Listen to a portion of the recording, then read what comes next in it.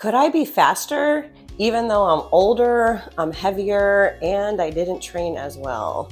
Yes, I can because I just did it. Hey, this is Lisa from the Running University, and I'm here to help you put the fun in your run. And yes, if you're watching this live, you might know that I am doing my third 100K at the end of October this year. And 2 or 3 weeks ago, I did the Javelina Hangover Aura Viper race, 50K. It was on my training plan. And I actually had my third best time out of 15 50Ks that I've done. So clearly I'm the oldest I've ever been. I'm also heavier. It's just the way it's been. It's been like this for maybe the last year and a half. I haven't been able to get that last 10 to 15 pounds that's there.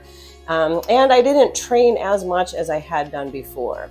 So let me just take you real quick and let you know how it is that I actually made this PR happen, because maybe these tips will help you out too. First of all, if you're going to decide to PR a race, usually you're going to put some time into that. You're going to train to PR. And if you don't know what a PR is, it's a personal record. And really with any race, when you want a PR, it has to be apples to apples. So I can say I did 15 50Ks, and some of them were harder, that type of thing. So they're not the same, but I did do this exact same race 2 years ago in 2021. I ran it with one of my friends and runners, Sonia, and my dad had just been in the hospital. He still was in the hospital, actually in ICU when the race happened. There was nothing I could do. So my mom was like, go run the race. And, so I know that we weren't messing around. And basically what I decided to do was just check to see what was our time in 2021. So our average pace was a 17:29. Again, I didn't go into this race with the idea of having a PR, because usually a race at this point is just a training run. It's getting the miles in. I love using races for training runs because even though you pay some money, you end up with, aid stations, you have support, you get to see your friends. I'm going to dig a little more deeper into all of this, but that's why I like to do a race. And this 50K was on my training plan for the 100K. This Javelina Hangover, the one I'm talking about, was my 99th Aura Viper race. And my big why for Javelina 100K is because that's going to be my 100th Aura Viper race. You'll be hearing more about that. But let me kind of take you down and give you what it is that I feel were some of the big things that impacted my personal record.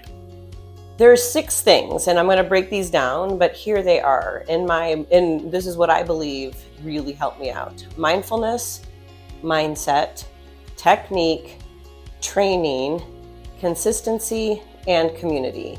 So all 6 of those things, as I've been self-reflecting heavily on, wow, how did that happen when I really didn't go into the race thinking I was going to get a PR? So first of all, let's talk about, and none of these I want to say in any order of importance. Maybe, I don't know, it's so hard to say because all of these were huge. Technique probably being the biggest one. So let me just start there. I'm going to start with technique because I think that and mindset, mindfulness. But anyway, y'all know I chi walk and I chi run. That's my running technique and walking technique of choice. Thankfully, when I started running, I learned chi running right away. So I didn't have many bad habits to break yet. I had started dabbling into running, but chi running and chi walking have made a huge difference. Because like I said, if I actually pair this up with the training, I'd done this race before 2 years ago. I was in my peak training at that point because I had done the Trans Rockies race. So very similar things, only 2 years ago, I had trained a lot more. For the Trans Rockies run, which was in August, I had done 80% of my plan. And I know I didn't check this year, but I know I did way less than that. So the fact that I didn't have as many miles under my belt kind of, when I started thinking about should I PR, I was like, I don't know, I haven't really been training as much. And also a lot of the training I have been doing lately, I've been walking a lot more, hiking, because at Trans Rockies, I was Dawn Patrol, so I'm leading the back of the pack. And I don't train for speed. I didn't plan on PRing this race. I just decided I was going to train less mileage because I have things that need to get done and just couldn't put the same amount of training into it. So technique was huge. Technique is something I focus on literally on every walk or run maybe not in the same intensity, but it's always running in the back of my head because it makes a huge difference. So I was really honing in on my technique a lot during this time, especially when I was walking. So that's a lot of times when people take walk breaks, they take them, because you're running, you're getting tired, you want to chill out a little bit, but then they slow down too much and you kind of lose that flow. When I'm chi walking, I'm walking on a mission. So I was following all of my chi walking and chi running, making sure I was lifting through the crown of my head, moving from my center, keeping my stride short, keeping my cadence up. I was doing all of that. So I know technique was a huge reason why I was able to PR this race. All right. And again, I already kind of talked a little bit about the training. And for me, training, I'm really all about consistency. Sure, I do some speed workouts, I do some hill workouts, not as much as I would like to. But I will say, because I'm consistent, I feel consistency over intensity has really helped me out in this scenario as well. Mindfulness and mindset, again, I'm going to combine these two together because they go hand in hand. If you've heard me before, again, I say mindfulness is the answer to everything.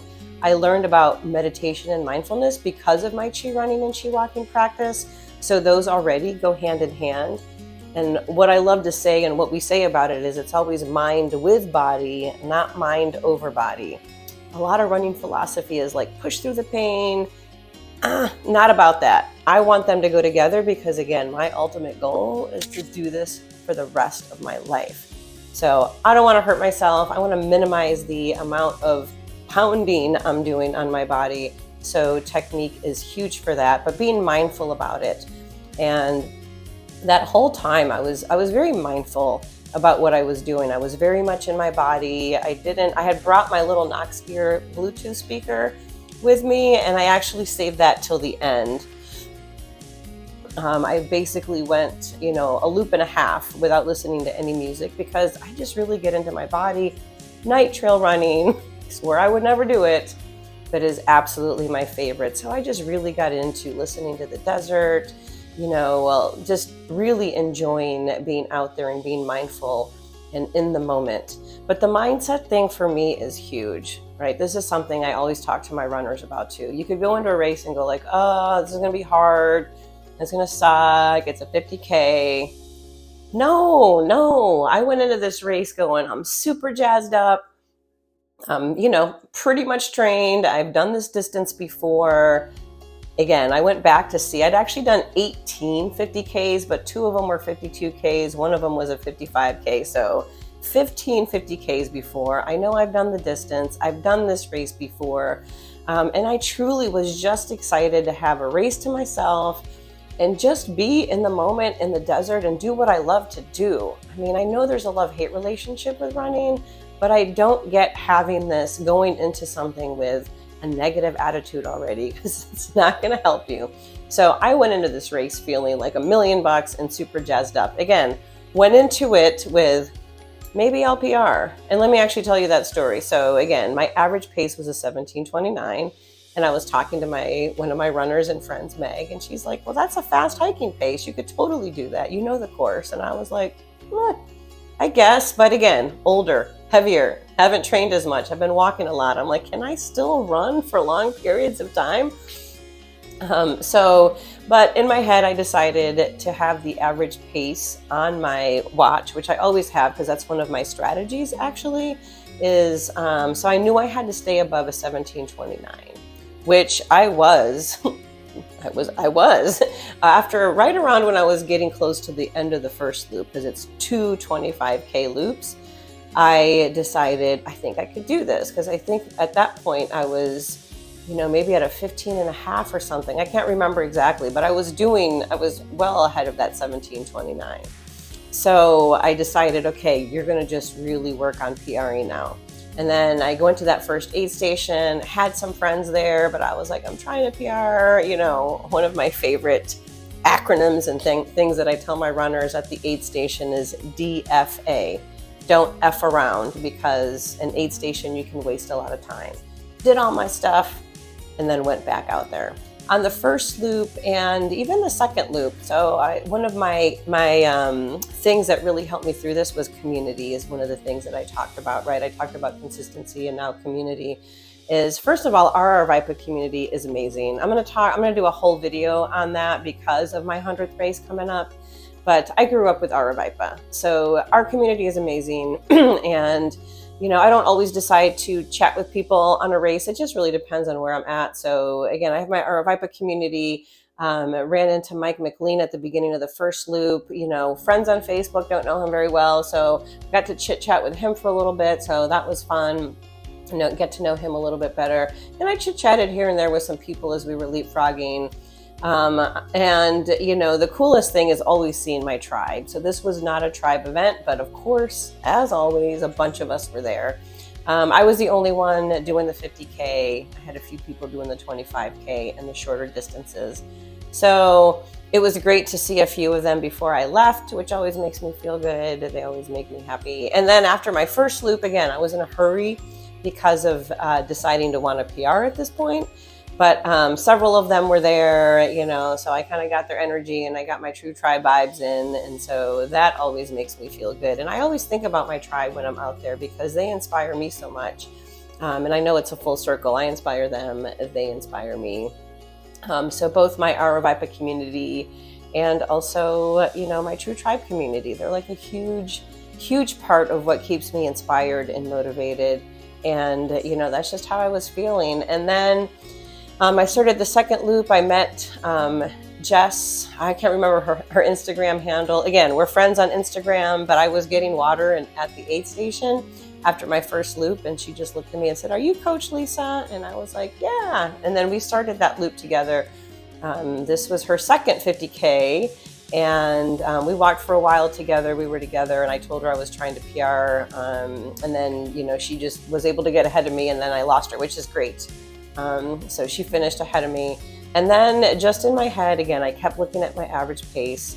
And this is why I don't normally like to PR, is because I don't like to be in that mode of constantly looking at my watch. I want to make sure I'm still enjoying myself. So I was checking in mindfully again. Am I doing okay? Am I still having fun? Because fun is a big factor for me. And again, just being out on the trails at nighttime in the desert is fun for me. I love it. I don't do it a ton because I don't like to do it alone. So anyway, and then I knew I had this whole plan that I would get to the aid station. And from there, the rest of it, the first half of the loop is a little more uphill, a little rockier. It's more challenging. And the second half is clean, downhill, very, very runnable. So I knew that once I got to the aid station, I was going to, have a little bit of Coke, because that always kind of gets me going. And again, hadn't listened to any music, but I had some ready. And when I got to the aid station, I was super excited to see Jubilee there, who again, our Vipa community, Jubilee's the race director for Javelina 100, Black Canyon, and some of the other Vipa races. And I just love her, and her energy is amazing. So just seeing her made my day, or my night. So I saw her and I'm like, yeah, I'm trying to PR. I couldn't find my cup to get the Coke, so I think I just didn't worry about that. Grabbed some things, chit-chatted again with her for a bit, and then just kept going. And at this point I had my music on. And again, one thing I've learned is I can't do math when I'm running. So I knew that 7:29 was my average pace. And clearly when you have an average pace, the longer you go, the longer it takes for it to change, right? So here we are now, I've got, I don't know how many miles left, about 6 or 7 miles left. And at this point, I'm doing okay. And it was just really funny because I kept looking at my average pace. I'm doing it now. And I was hovering right around the 16:04. And I was trying to get under the 16, and I would run, and I was running for a chunk of time. And then I would look again, it was still a 16:04, whatever. That kept my mind occupied for a while. And then I also passed a few people. There's also a 75K. So there were still people on the course that were doing one more loop than I was doing. And from the back, I can't tell who's who.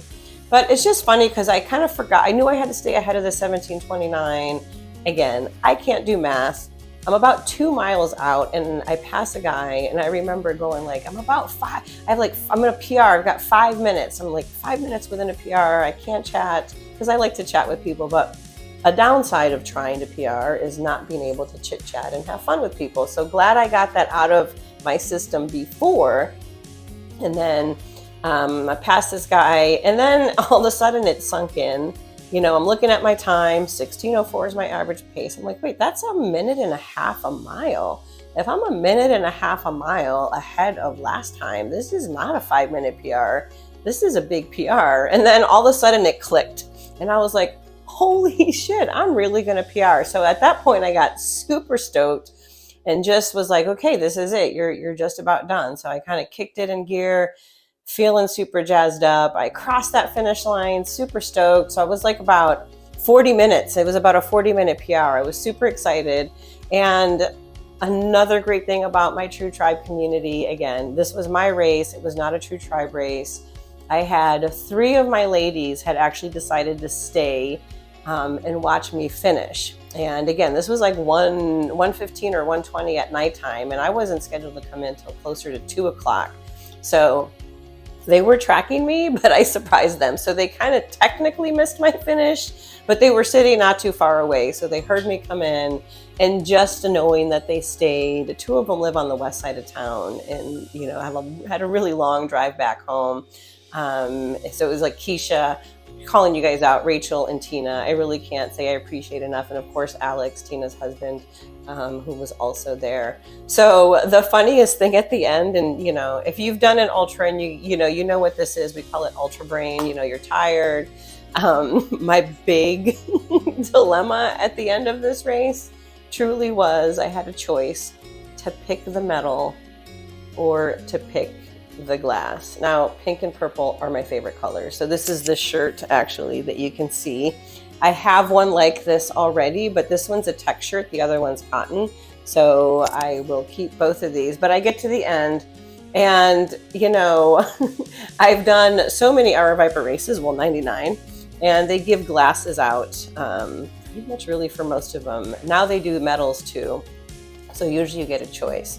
Now I love medals, but I don't have them displayed, and the medal was really pretty. It was pink, it was the same logo, it was pink, more pink than purple.